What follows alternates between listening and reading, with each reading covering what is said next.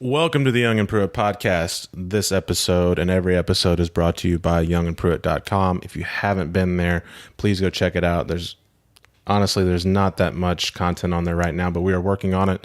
Got a blogger in the mix that might start blogging every now and then. Don't know, but please head over there. Also, if you're listening to this podcast, please give us some feedback at Young and Pruitt on Twitter and Instagram. Let us know what you think of the episodes, what you like, what you don't like. What you want. Yeah, who you want. Who you want. Just give us some feedback. We don't have a guest this week. It's just me and David. So we're going to hold down the fort. We got some topics to talk about that should get pretty interesting here for about an hour or so, and just see where we are. I like it. How was your weekend? It's good. Nice and relaxing. What'd you do? A little bit of hiking. Went to a friend's wedding on Sunday. Hit the gym a couple times. Ate well. Yeah? Grilled hard. Nice. Standard bachelor moves.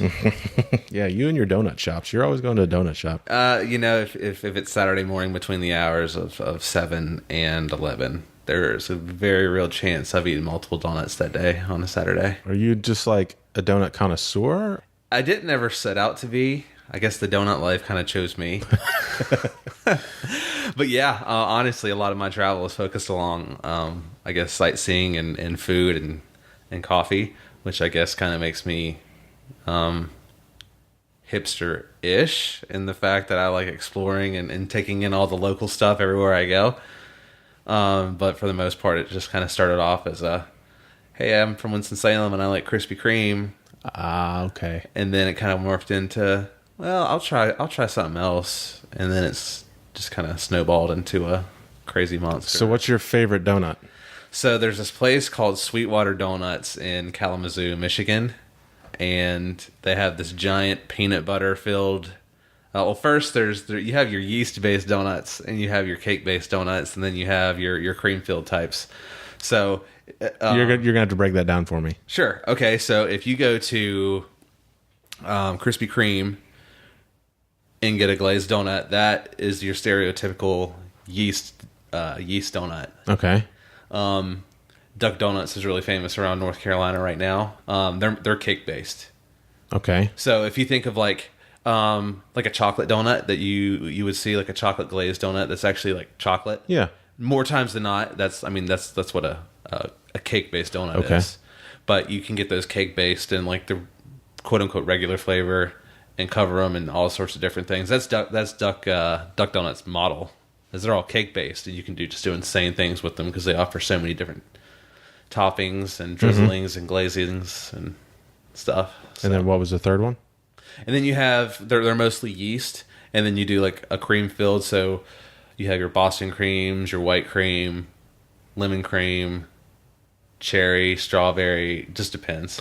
So the making of them would have to be a little bit different, right? So the cream filled ones are all the majority of them, I would say, are the yeast based, and instead of having a hole, it's just like a donut, and then it's made just the way they bake it. They insert like a hole in it that allows you, when it's done cooking, to actually put the cream applicator in there and then fill it after it's done. So they make like an air pocket for it. Correct. Yes. Okay. Ahead of time. So then the cake ones and the yeast ones are all fried the same. Pretty much, yeah. Okay. Now, places like California or Austin or just a lot of like foodie towns, they'll all do their own twist of donuts. They'll do them different ways. They'll do baked.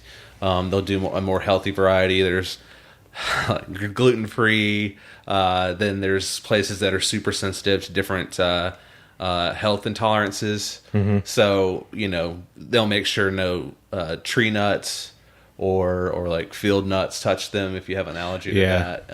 Lactose intolerant people, such as yourself, they have specially made donuts for them.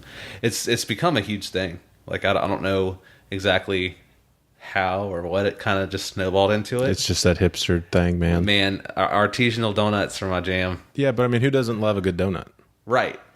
The main problem is you run into a lot of people that want to spend $1 on a donut, like Dunkin' Donuts, which I think they do a really good job for the price point. But you just have other people that run into different donuts that they love or want to taste, and they're willing to pay that premium. Yeah, and just like everything else, you get snobs. Oh, absolutely. Think about what craft beers become. Oh, it's so snobby. It's so divisive. So snobby. Like, listen, I will drink a Coors Light or a Miller's Light, you know, or hell, like I'm big on like Tecates. You know, it's an import Mexican beer. But I'm also a huge fan of the different varieties that craft breweries offer, and it's kind of a nice way to travel and take in some of the local flavors. Like Dogfish Head Breweries up in Dover. So this weekend you can go down to Rehoboth Beach and get one fresh out of the tap from the brewery, or you can go to like the 21 breweries down in Charlotte, Winston-Salem, obviously. Asheville, they're everywhere. Yeah, Asheville, you can walk to 10 different ones. You can literally walk to 10 different ones. Yeah. And Asheville's great because their outdoor seating game is next level. Oh, yeah. Everything, it's all old industrial. They got the big garage doors. They just kick those doors open and you have the whole deal. They pull the food truck up outside. It's nice. Yeah, I mean, if you like beer in general, I think it'd be great to check out Asheville. Yeah, it is definitely a hidden gem. Right. You can get any type of beer you want. So if you say you like, you know, your Bud Lights, well, go get your standard run-of-the-mill Pilsner at one of these Asheville breweries that just did their own twist on it. Chances are you're going to love it. It's going to taste a little better because it's fresh. Yeah. So it's just kind of being open-minded and checking out new things. Plus, all the any type of food you want is readily available, also within walking distance. And if you kind of like hot girls, or if you're gay, hot guys, like it's a pretty like eye-pleasing town. Yeah. So, yeah, it's a very Western city. So it's got that crazy, like West Coast kind of vibe to it, but it's North Carolina mountains. Yeah. So you have like it's like nestled. Really, yeah, it's strange, right? Because it's really chill, and laid back, but people still have a southern twang. And then you look around you, and it's just fresh air and rolling mountain hills, and it's a good time. The best way that I can describe this is we did a brewery tour. And we went to this one brewery, and they were closed for a morale day. That's the type of stuff you run into up there. It's crazy, right? So, like, we're like, a morale day? Like, I get it, but you're turning away hundreds of people. The focus is, I mean, their margins are so high with all the tourism up there. It's you can say, hey, thanks for working hard. But they always say, enjoy the day. The way to please, or the way to make employees happy for where they work is like you just please them just enough. Yeah. It's not like the whole deal. Like you don't want to make them too happy because then it goes bad. Right. But if you just give them just enough, it's like they'll really keeping appreciate the right amount of tension on a fishing line or a towing line. Yeah. It's like, you know, things still have to be pulled, but and if you can budget, snap it. If you can budget those funds that you're losing for that morale day, right? I mean, you're also losing product because your staff is drinking all your beer, right? Probably I would hope for free. Yeah. But then it's not a morale day. Well, I mean, I come from the train of thought that customer service is what keeps things rolling. Yeah. So if you have a happy staff that gets their batteries recharged and they come back, let's say that's on a Friday or a Thursday, and they come back in Friday deal with a big tourist crowd, but they're like amped up and happy, like, man, you know, I got a chance to go enjoy Asheville when normally I'm here working. You know, it kind of works in everybody's favor. But the one thing that me and my wife noticed, she works in the service industry, been a waitress, and where she works at, she's in the customer service business. And the one thing that we took away, we did a big beer tour, and I don't remember how many breweries we went to, but the staff at the majority of those places weren't very polite. And they weren't polite in the sense of they weren't very approachable. Right. You know, they weren't like, hi, how are you? You know, they were just like, hey, here's our menu. But it wasn't like, they just weren't very interactive. Right. So I mean, I don't know if that's just like the style now or whatever, but it wasn't like, hey, how you doing? You know, it wasn't like going into what's that damn store at the mall? I think it's Zoomies.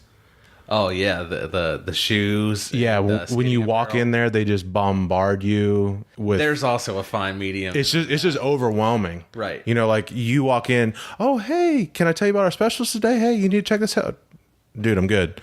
And then like you see one watch catch your eye. Oh, hey, you want to see it? You know, you want to hold it? It's just. You know, it's just too much. So there's that fine line. It's all about being approachable. Like, just say, "Hey, how you doing?" Smile. You know, just give me a genuine welcome. But one of them that we walked into, we come walking in, and she sees us walk in. We make eye contact. She's seeing me walk in. She doesn't say anything. She reaches over, grabs the menu, sets the menu down, and slides it towards me. No smile. No words. She slides it. She makes sure that we make eye contact. So I see her sliding this menu out for me, and then she immediately lets go and turns the other way and starts doing other stuff. Not waiting on someone else, just starts doing something else. So it's like you see like this introvertness.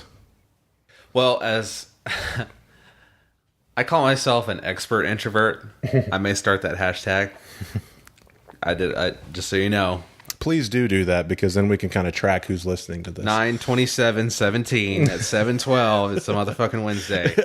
I am the expert introvert. Okay, that's mine. Hashtag expert introvert. That's mine. It's mine. But everybody can use it if you are as well an expert introvert. We could even make that a shirt. Oh, I'm in. That would sell. just black. That would sell. Just black, and then not maybe white letters, but like a dark gray. Yeah, it's got to blend a little bit in there. Yeah, so it blends it. So you kind of got to get close to read it. You know, kind of like with an introvert. Which is pretty much the only. Which is pretty much the only way I'm talking to somebody not in a professional standing is if they come up and talk to me first. I'm not a terrible person. I'm just shy. Like, I'm probably thinking that, like, hey, your shoes look nice, but I'm just not going to tell you that. Yeah.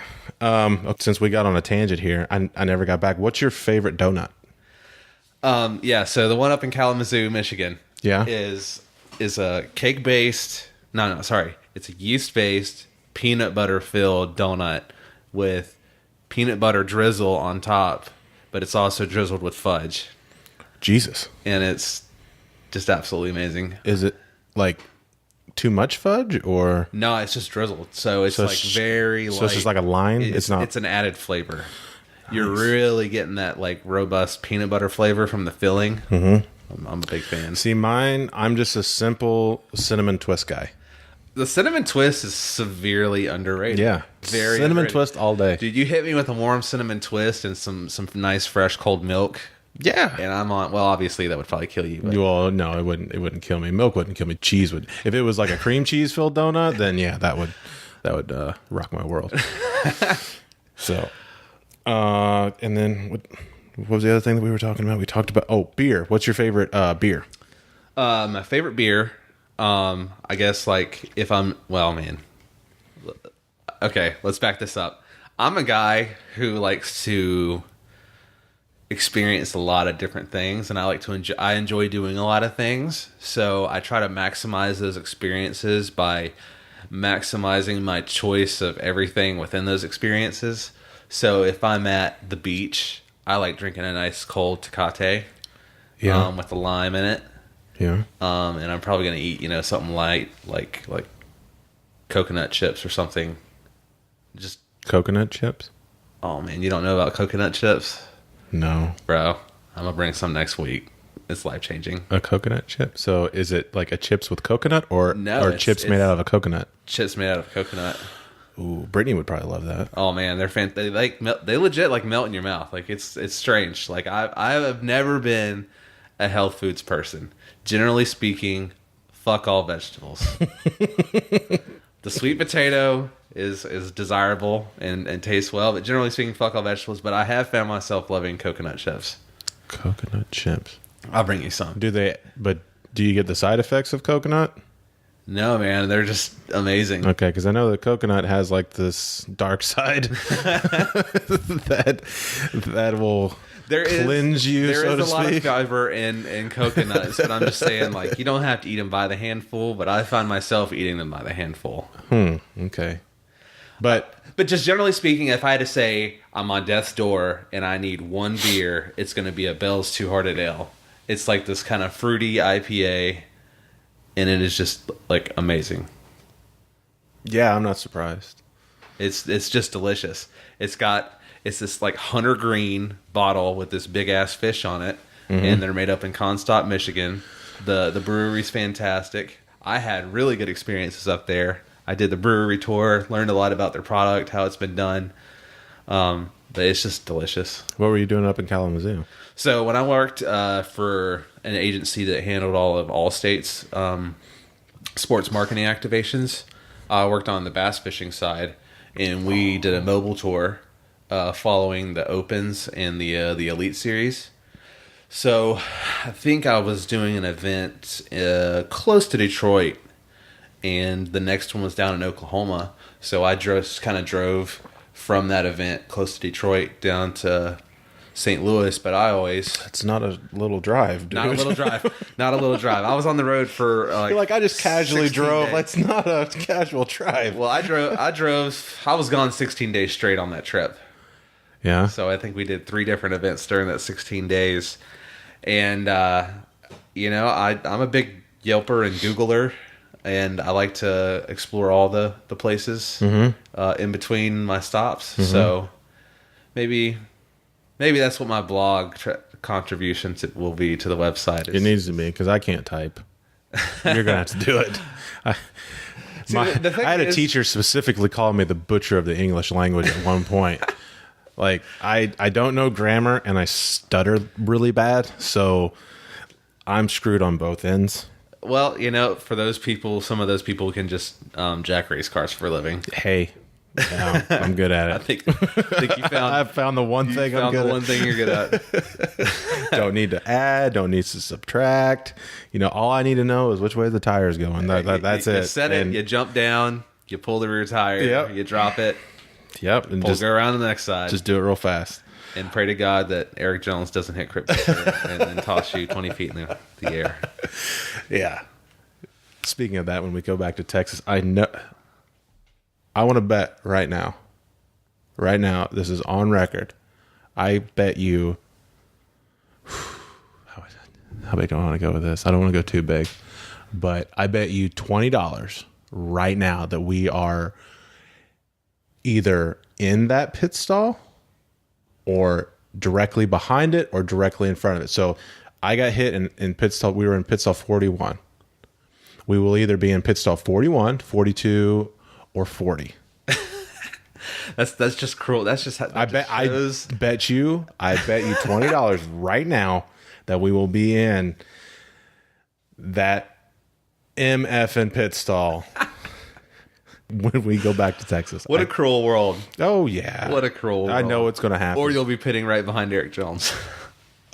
I hope so, because then I can see him at some point, because I still haven't seen him. I mean, you only helped him win the Snowball Derby. No big deal. Yeah. That literally Hashtag. That literally Derby. that single win catapulted his entire career, and he thanked you with those fast pit stops by destroying your thumb. But okay.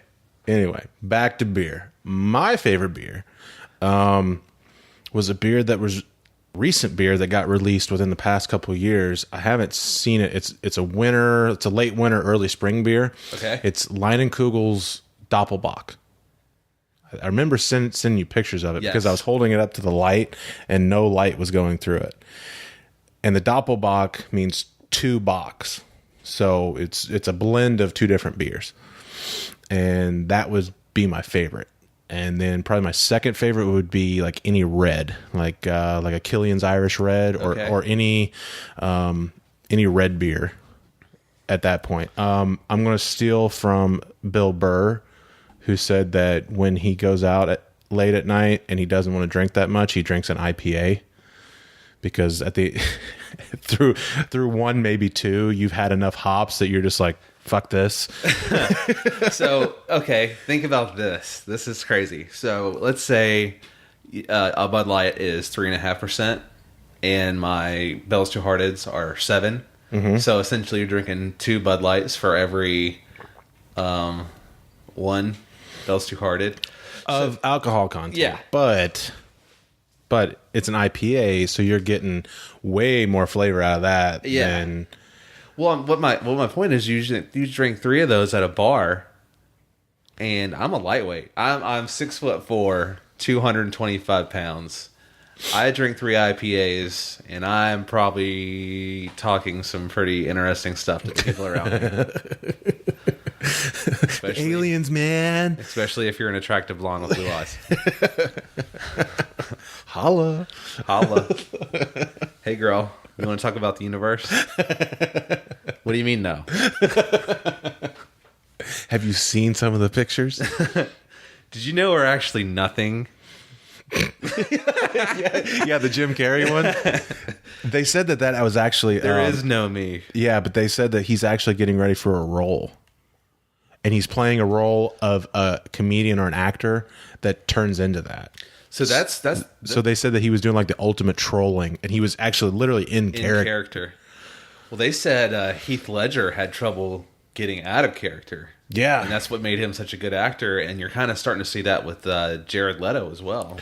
I think Jared Leto was trying to emulate Heath by doing that. I think that, he was trying to do the whole, sin dead rats and trying to do that. I mean, because Heath did that whole stuff. I think that Heath did it first, so I think Heath was really in it. I think that Jared was really trying to get into that and was more imitating it and wasn't really doing it originally.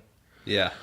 So Heath Ledger's man, I remember the scene in The Dark Knight when he's got the guy that was impersonating Batman, and he's got him held hostage, and he's tied up, and he's doing the video, and it cuts into all the broadcasts, and it's him, and do you think you're Batman or whatever? He's holding up the mat like that. Like, that was like one of the most chilling scenes, and even just that was one of the most chilling scenes because like you believed it. You 100% believed that guy was the Joker, and right. He was an evil guy. He did that so good. Christian Bale's another one of those guys that can just commit to a part. I think, from being like the mechanic or the machinist. Oh yeah.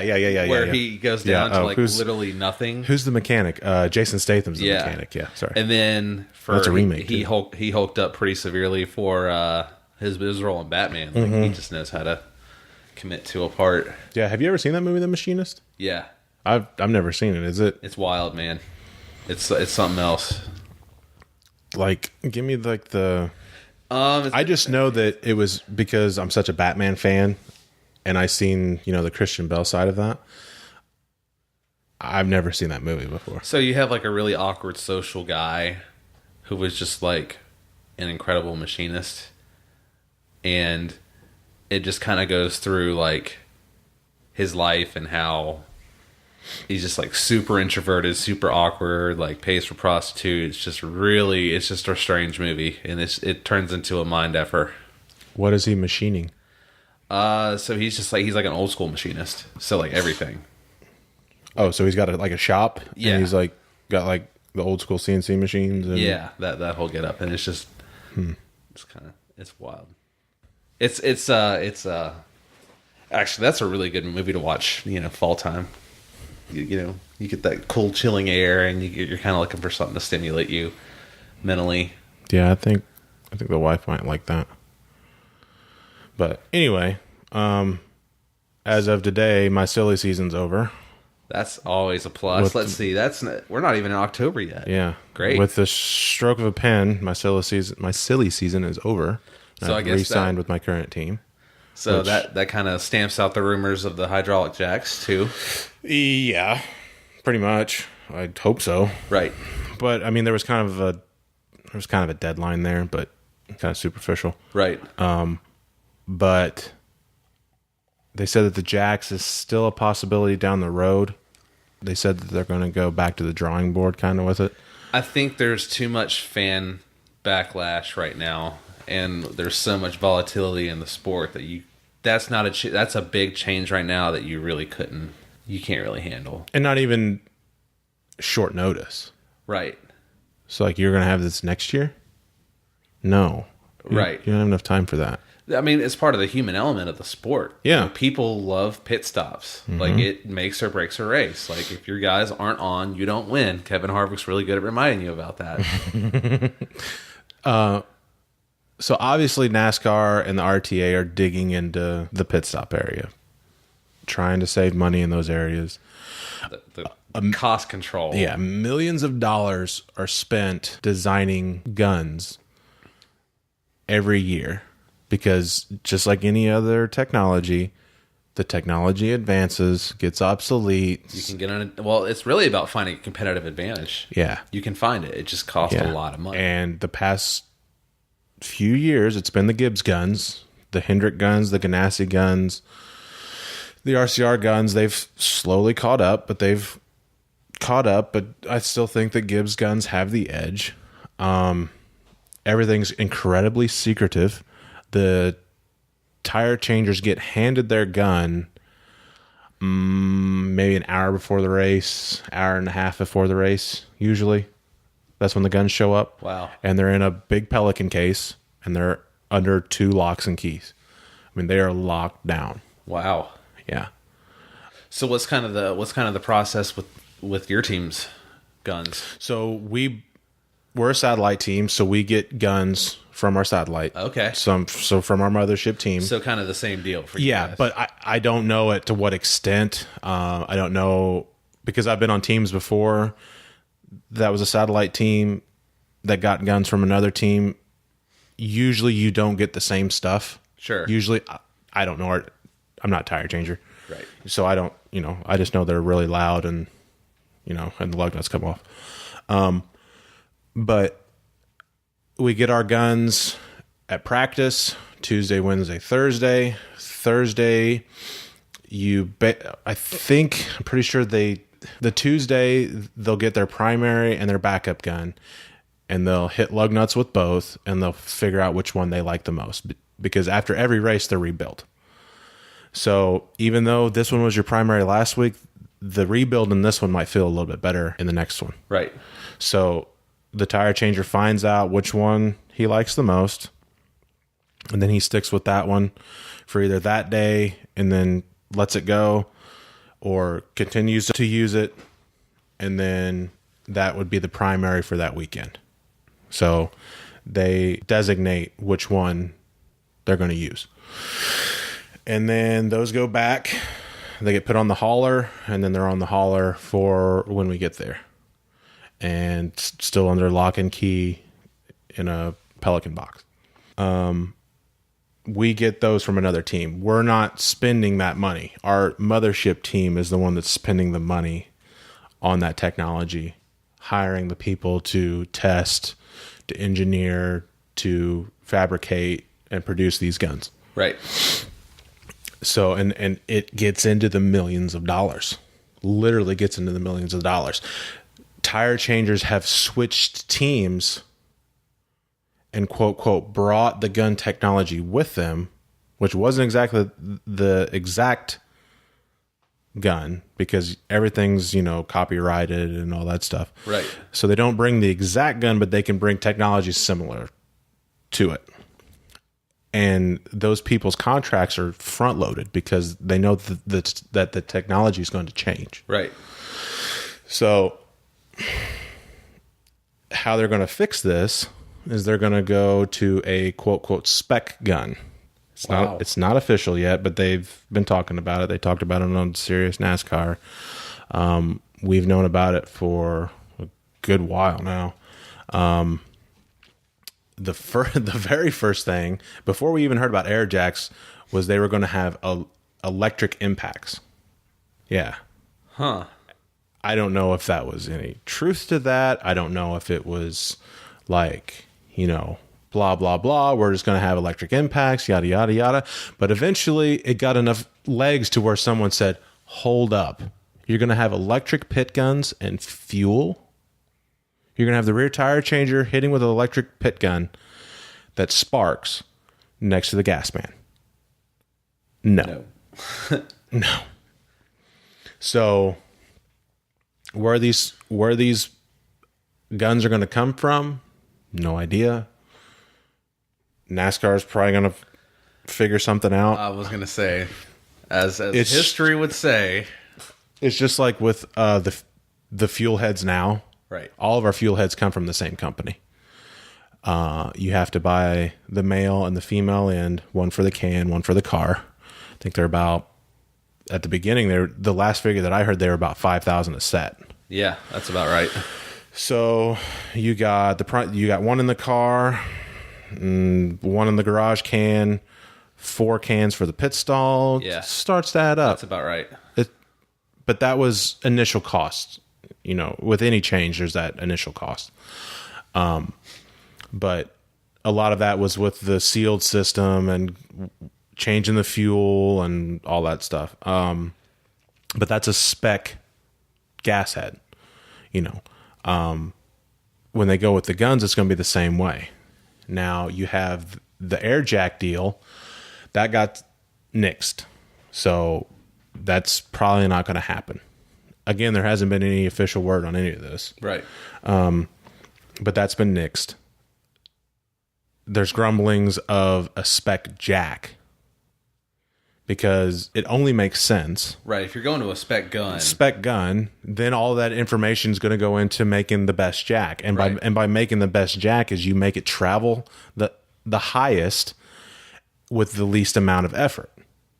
So right now I use a 9 1/4 jack. So in one pump, the plate on the front of the jack travels 9 1/4 inches. wow. Okay, with one pump.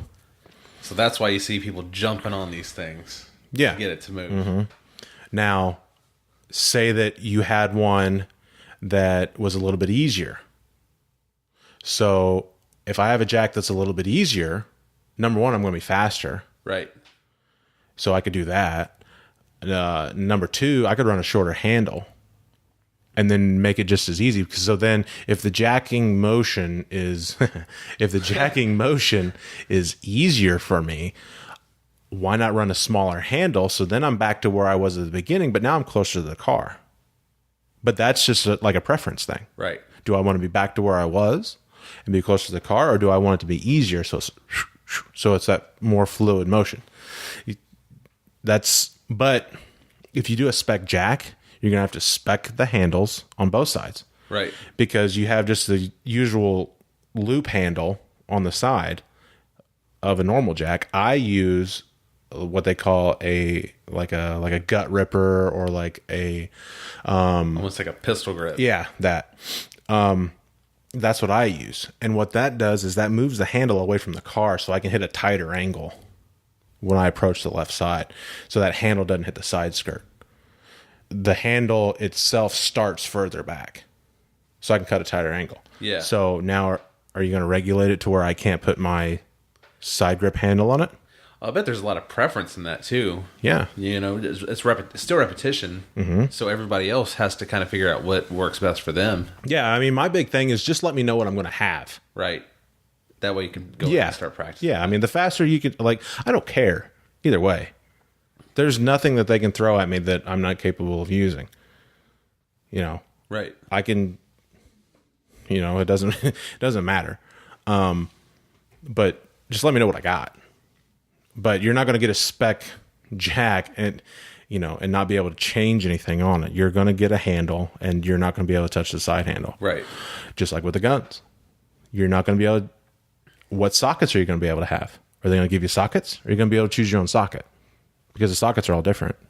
Yeah, and then you get into engineering the socket. Yeah. And then there's even a break-in period with the socket. So tire changers will hit the practice hub on the side of the pit box, or at practice, you'll see them hitting lug nuts, and they're basically breaking off. They're basically wearing in the socket. Yeah. So they're hitting lug nuts with it, and it's massaging it a little bit and getting it to where they want it to be. Because a fresh socket is going to be different than a socket that's been used for 100 races, just to give an example. Right. So you have that, and the biggest the biggest problem that I see with this is, okay, so the teams have their own guns right now. Even if you use someone else's gun, it's still technically your gun. Okay. You're a 16-year-old kid and you want a car. And your dad says, well, you're going to go get you a job. I can't afford to get you a car. So you go find this part-time job, and then you find another part-time job because you really want this 69 Camaro. You really want it. So you work as many hours as you can, work overnight, save up all this money, and now you got this 69 Camaro that you've always wanted. You're waxing it, you're washing it every week, you're always polishing the chrome, you're sitting back taking pictures of it, and you just love this thing to death. Okay. When you're driving it around town, you kind of get on it every once in a while, but you're not going to lay into it, because it's your baby. Now, you guys go on vacation and you fly into an airport and you get a rental car. Okay. What's the first thing you do in a rental car? It normally gets flogged. Yeah. You're going to run the hell out of it because it's a rental car. Because at the end of the vacation, going back to somebody else, you're giving it back. That's the exact same thing that's going to happen with spec guns and spec jacks. I'm not saying this personally because why am I going to tear up something that's going to be next week? Right. But you're going to be a little bit more careless with something that you're going to give in that you might not get next week because it's a quote, quote, rental. Right. It's not your design, your investment. It's not yours, someone else's. Because you don't want it to fail because it's yours and it's on you. Right. So if you get out there, guns are going to be dropped, guns are going to be thrown, they're going to be a little bit more careless with their stuff because it's not theirs. It's just going to happen. It's just like having a rental car. Or you're going to a go-kart track and you're renting a go-kart for 8 minutes and you're driving around crazy. Or if you go buy your own go-kart to race, you don't want to scratch on it. So that's one of the hurdles that they're going to have. Well, from like a teen ownership perspective, you're getting rid of those millions of dollars. So, NASCAR, let's say NASCAR mandates these guns and they're provided through NASCAR and NASCAR middlemans it and gets their cut. Like as a team owner, I'm okay with paying a premium or weekly rental fees, knowing that now I can eliminate millions of dollars from my budget. Yeah. There's that give and take. And maybe I can repurpose those engineers to the car. You're also going to have the tinkerers. Somebody's going to try and mess with it. Oh, yeah. Somebody's going to try and mess with it. You're going to have money invested in regulators, hoses, tanks. They're going to find some way. Yeah, because you're going to still have to practice with the same gun. So teams are going to own those guns. I think what will happen is you're going to have a company, just like with the fuel heads, one company makes them. And we have practice heads also. So you're going to have a practice gun. You're going to have a practice jack that you built from this company. So you're really not going to change it because it's not going to be the same thing that you're going to have at the racetrack. Well, what I'm saying is you're going to have that in-house and you can look and say, what can I do with the hose? What can I do with the socket to make this better? Yeah. So unless they regulate, you have to have this size hose, this size regulator, and do like a random regulator pull, winning car, turn in your regulators. Yeah. But basically what it come down to is teams complaining that they were getting beat by teams with these better guns. Well, that kind of works out well for you because you've been with start and park teams and you've been with top level cup teams. Oh, yeah. And in between. So, yeah. Great. Fantastic. Because just give me a jack. I'll get the car up and get it down. Yeah, that's me. Somebody else is like, well, I don't have the $30,000 completely CNC'd aluminum unit. Like, I can't jack with this. Mm-mm. That's not Zach Young's problem. Like, I've had some jacks that I looked at and was like, do we not have another one? Like, is this all we got? Like, really? This is what I got? And they've worked just fine. Right. But that comes from 10 years of experience. You get someone with 5 years experience that's only used top-notch stuff. Might be a little bit difficult. How's he going to hold up with something that he's never had before? Because back when I was working my way up through the ranks, I put an ARCA car, a truck, an Xfinity car, and a Cup car. I put all 4. Sometimes in the same weekend. Yeah. And have four completely different jacks. Right. 4 completely different types of jacks. Ages, whatever. Some were new, some were really old. But you learn everything about them. You learn the tendencies. You learn warning signs. Hey, I felt something. I know what that is. Or not, hey, I felt something. What's that? So that, hey, what's that could be 20 laps between pit stops for someone that doesn't have that same experience. So for me, it's completely irrelevant. I'm just happy that that they're not going to be an 11th year. Yeah, exactly. Exactly. I'm not being pushed to the wayside because of an air jack. Spec jacks, hell yeah. That's fine. Bring it. Yeah. Then the other thing that they're talking about doing is limiting crew members. Crew members, the quote roster of hard cards to the racetrack per team. This isn't at the shop. This is the people that are at the racetrack. Okay. And I've got a round number, 20, 25-ish. And that's not including owners and PR, I heard. Yeah. But some of the smaller teams, it's really not going to affect. Right, because they're only bringing 8 people. Yeah, Maybe. Yeah. So you have the 8 mechanics, and then you have the 6 pit crew. You now have, 14 people? Right. So you can gain people. What it's stopping is the big teams from bringing... an engineer per corner. Yeah. Or their aero guy. Yeah. Or blah, blah, blah. Yeah, because usually when you go to a short track, you'll bring the short track guy. When you go to the speedway races, you bring the body guys. Remember, was it Indy last year? All those engineers showed up when they did that big high drag package. Yeah. And you literally had a plane full of engineers show up from one powerhouse team. Yeah, you can look online, and there's been a couple of people this year tweet photos from the airport. There's a full airport full of planes that get flown, and they're not that much cheaper seats than the regular seat. They still cost the same. Right. It's just a non-commercial flight, so you load and go. A chartered flight, yeah. But you're talking, 2 747s or 2 737s. Yeah, 2 737s. Then you have the load and goes, the little planes. At least 8 of those, I think. So there's 10. And then the individual planes that the drivers have and the owners have. So you're looking at probably 20 planes.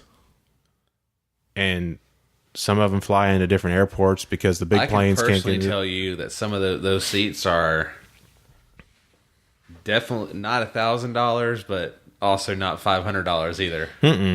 No. And that's, everybody you bring. Yeah, that's... So multiply that by however many you're flying up there, 30, 40, 2-car teams, 70 people sometimes this year, times apparently. 36 right. or 38, however you want to do it. And then hotel rooms, per diem, Sunday money. Yep. That's up quick. There's a reason these motor programs and these spec programs and everything, the when we start talking about all this stuff, we talk about the millions of dollars in pit guns. That's just one reason.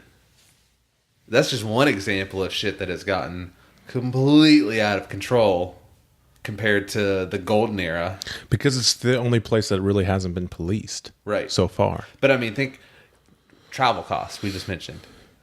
Yeah. Putting a body on a cup car is like 30, 40 grand. Putting one on a truck's like 20 grand. You know what I mean? So these are just examples of why we are now seeing all these crazy changes to reduce costs to keep the doors open, to keep us all employed. Mm-hmm. Yeah, because you already have the biggest companies sponsoring these people, right? So and even those, there's really nowhere to go. This is too expensive. Yeah. There's no who's going to pull out a bigger budget.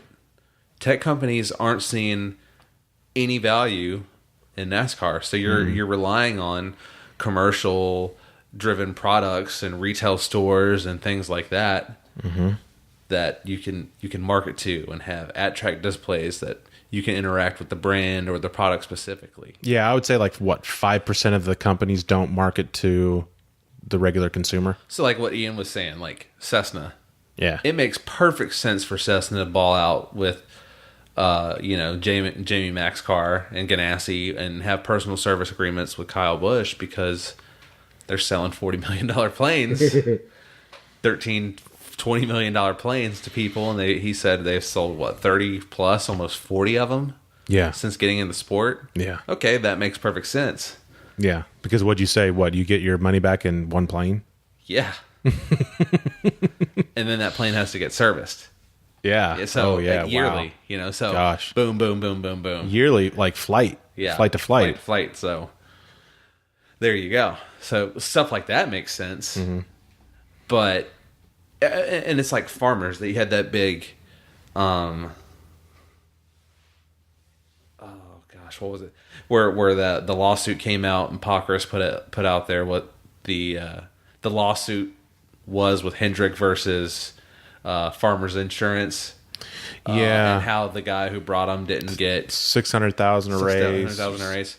So there was a big fan backlash talking about, wow, they really took them for a ride, blah, blah, blah. So, I mean, it's obvious Hendrick commands a little bit more money because they perform. They're always getting talked to. They have a pretty hardcore marketing and public relations staff that puts their products out there. Not to mention, like, all their drivers may not be complete superstars, but they have a current 7-time champion racing for them. So just that shared knowledge alone. Right. But, okay, so Farmers pays $600,000 per race. And they're like, that costs too much, et cetera, et cetera, et cetera. So TV has declined significantly. But there's still races where 9, 12 million people watch.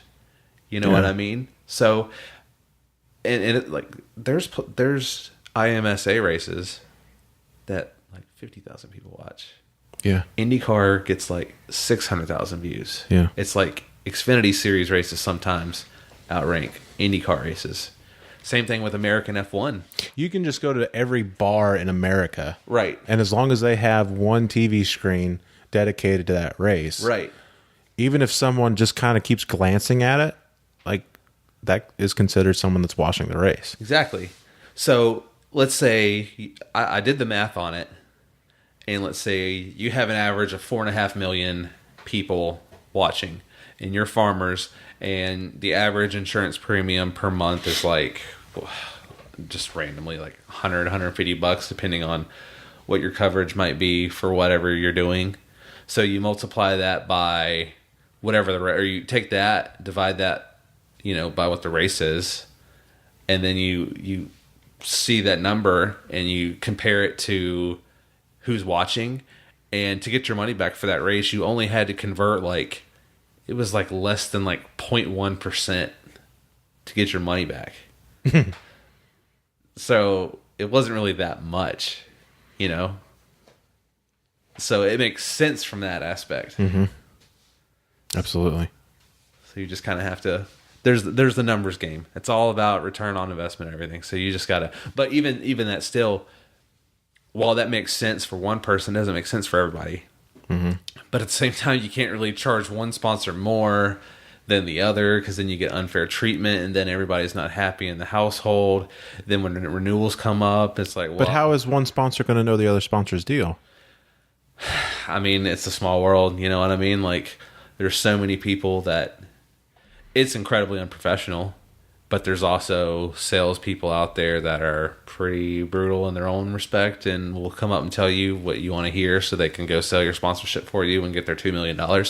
And then you also they kind of get a feel for the market when you bring a new sponsor to the racetrack, and then all the other marketing people say, hey, we can do this and we can do that. And then all of a sudden your sponsor knows exactly what everyone else can do. Because competition, it works on all sides of the front here. I mean, this is still an industry. You still have your consumers and your suppliers and vendors and stuff. So you can shop around top cup teams, and their packages are all going to be different because what they're able to do. But you're still going to, get moved around a little bit. So the last subject that I want to talk about is I would like to talk about the burnouts. Oh, yeah. Post-race. So I see where Dale Jr. is coming from this. When he said, if you're not policing this, then you're not really doing much of anything. No, you're not. But how do you fix it? Well, I mean, if you go and blow a motor that is cheated up, I mean, that's one way of avoiding, because at any point you can just say, well, this was caused by us dropping a valve from banging it off the rev limiter for 5 minutes on the front stretch. Or we're doing donuts and we shredded up our sketch as fuck right rear quarter panel or left rear corner panel and backed it into the wall. Like, I mean, everybody remembers the Jimmy Chad combo. Yeah. I mean, if we win this race. Right. Or, hey, make sure you go out, get up there and step on that roof a couple times and blah, blah, blah, blah, blah. So I get it from that perspective. I'm not in favor. Well, it depends on what they mean by crews cannot cross the wall until allowed. Like, I think it's important for wins to be celebrated. And I think if your pit crew did a bang up job and got you out front, like, let them sit there, jump up and down in the pit box and show some emotion here. Like, yeah, that's the thing. Like, we can't jump off the wall anymore when we win the race. So I think you have to really look at that and say, hey, like, I mean, if I'm a sponsor, dude, those guys jumping around wearing my logos in the pit box looks pretty good. It looks pretty cool. It's a happy time. I've never gotten to do that in a NASCAR series. And now I can't. I've been doing this for 10 years. Keep trying every year. And now I can't. Right. All because basically the fun was taken out of it. So that's kind of what we're getting here is all these changes. Now, I don't think you're going to have any fan backlash from a spec gun or a spec jack or limited personnel. Those are all cost-saving manners that aren't going to affect fan viewership or the end program or the end product for anybody. Limiting celebrations, man, like, I think it's important that you guys can jump off the pit wall. Yeah. That's an important part of it. That's an important part. I think you send a car chief, a crew chief, and a PR person to the car after the race. I think that and limit it to that. With what Timmy was talking about last week, I think that better pre-race inspections are coming. Right. So I think that's going to eliminate a lot of it. But I'm trying to think of a way, because they said, okay, well, if you do, no matter what happens, you have to pass post-race tech. So if you go out there and smoke the tires off and you rip the fenders off of it doing a burnout, and then you can't make it through tech, well, then you lose your win. Right. Okay. That sounds great. Right. What if you win with a wrecked car? What if the right rear got turned because someone tried to dump you and failed and knocked in your left, or Talladega or Iowa? What was it, 3 years ago? Oh yeah, when Carl Edwards and Stenhouse, when he blew his motor and then like guided his way to be in front and got completely rear-ended and shoved across the line and won the race. Or what? Yeah, that was Stenhouse that did it. And then Edwards, Edwards had him. Yeah. So how are they going to pass? Right. That wasn't planned. The motor blew, and he wasn't going to make it. So he looked in his rearview mirror and made it so Carl hit him and shoved him across the line. He's not going to make it through tech. No. Number one, he has a blown motor. And number two, the front seat is now the back seat. Yeah. it's now destroyed car. So he's not going to pass motor tech, and he's not going to pass. Definitely not going to pass ride heights. Yes. So that takes that completely out. I think that the only way to fix it without doing that is to make the pre-race tech and the eyes on the car more stringent. I think then you can get away and say, okay, like nothing's going on during the race to change this. You know, we know for a fact that nothing can be changed after this, so you're fine. I think once that happens, then you're going to be able to do the burnouts and do all that other stuff because you've passed pre-race tech. Right. If you make that stringent enough and so hardcore, you'll make it not matter anymore. Yeah. Take away why doing any of that stuff matters. Mm-hmm. Take away the reasons to do that stuff. Mm-hmm.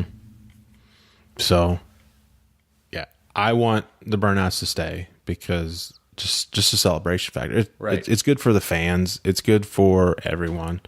And like, yeah, it's cool to do the backwards burn, you know, not the backwards burnout, the backwards lap and all that stuff. That's fine. But even when, what was it, Carl Edwards in Charlotte, when he slid down. Oh, and destroyed the nose. Was that the All-Star race? Yeah, the All-Star race. Ripped the nose completely off the car. He got out like shaking his head like, what the hell happened? Oh, wow. I can't believe I did that. Yeah, but that was like legit. I don't think that he did that on purpose. I mean, now looking back on it, could he have? Absolutely. Absolutely. Did he? I doubt it because I think it hurt. Probably did. I think it hurt. I think it scared the shit out of him because he went down, sliding down through there, trying to celebrate and completely blew the nose off that thing. Yeah. So that's where I stand on that. That's where I stand on the spec guns. That's where I stand on the spec jacks. Bring it. Bring it. Please save the burnouts. Hashtag save the burnouts. Yeah, that's all I really got. That's a good solid it's a good solid piece. Yeah. Good opinion pieces there. Mm-hmm. I like it. I know you got to get out of here. Do you got anything else? For those committed listeners, hopefully we got a cool show for you next week. Can't put too much into it. Can't give away any details, but No. hopefully if it works But out. I will say that we will potentially have our first driver. Yes. That's all I'm going to say. All we can say. And even saying that is enough because people back out, you know, but I mean, it could be any driver. So if the one backs out, I might find another one. Right. So finally going to have our first driver on. I mean, those guys are busy with all those other stuff. And here we are just a lone. What episode are we on? This is 9. So it took us 10 episodes to go from a complete spacey idea to having a driver. Yeah. Not bad. Yeah. No, I don't hate it. No, I think it's going to be good. And Especially the kind of content we've had. yeah. I mean, Timmy just took it to a different level last week, man. Yeah. I felt like I'd never been to a racetrack before. I'm embarrassed to even talk because He knew stuff that I hadn't even heard. And I worked for a race team. Right. The bombs he was dropping last week. Yeah. Oh, man. I mean, people who have been watching the sport for 40 years, 50 years, 60 years don't know that stuff. And then Zach Hayes, he's just a wild man. Hell of a welder, but just a wild man. Just letting you know how it was back in the day to grow up at the racetrack. And to eventually get those two together, I think we can get those together. Do we say 2 weeks? 3 weeks? I think so. 2 or 3 weeks. I think We're pretty do deep into the playoffs there, Yeah. so that'd be cool. And plus, you get those two guys together. I don't think we'll talk anything about racing. No. I mean, we will, but nothing current with racing. I think that's going to dive in really deep. I think that we need to record that one because we kind of record these kind of late at night because I'm busy, he's busy. I think we might have to start that one a little bit sooner in the night because that one's probably going to go for a long time. Yeah. Might have to get the beers, the wine. To all of our truckers out there, you might cross a state. on the east side. On the east side, yeah. Now, if you're going through Texas, we do have 10 episodes for you. Welcome to the Young and Pruitt podcast. Yeah, but this is rolling on pretty good. Don't have any ads currently.